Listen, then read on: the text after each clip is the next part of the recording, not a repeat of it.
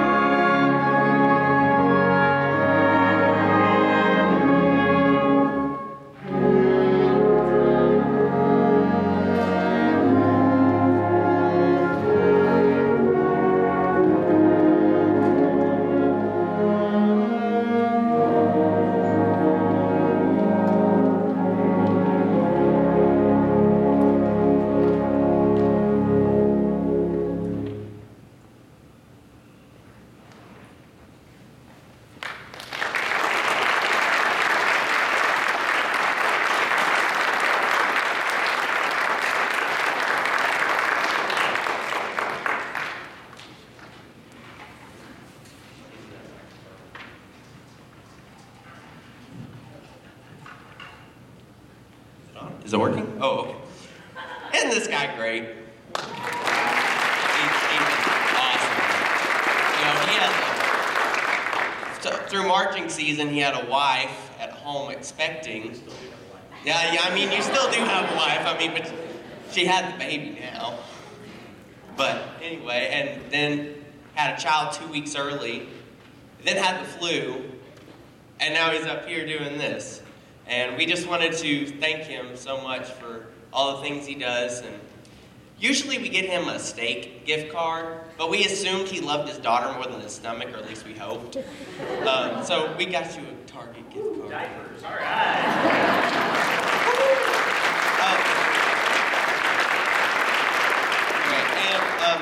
Before this year, I really wasn't much of a coffee drinker. And then we became, me and Bailey are his aide second period. I probably have a cup of coffee every morning, at least. So a few of us pitched in, and we got him a new coffee pot for the band hall. So it's not here tonight, but hopefully it'll be here in the morning. Oh, you want to say something? I just wanted to say I love you.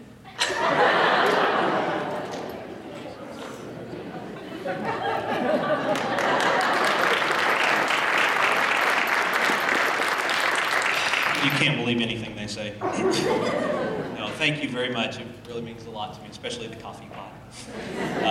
And by the way, all the mugs that were not here today, they're at home. I'll put them in the dishwasher. I'll bring them back tomorrow.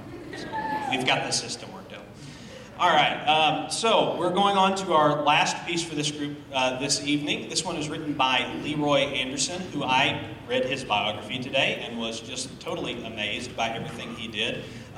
He ended up growing up in Boston, ended up attending Harvard University, getting his bachelor's degree in music performance, ended up learning several different instruments there, got his master's degree in music composition, and then he went on and got his PhD from Harvard in linguistics.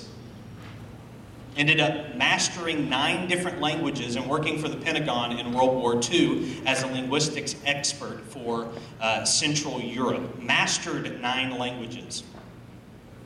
He was offered a really lucrative teaching position, teaching languages and things like that, and he turned it down and said, I'm going to give music a try. And then he ended up writing for Arthur Fiedler and the Boston Pops. That's where most of his music was written from. But before that, while he was a student at Harvard, he was such a good band director that they put him in charge of the Harvard Wind Ensemble.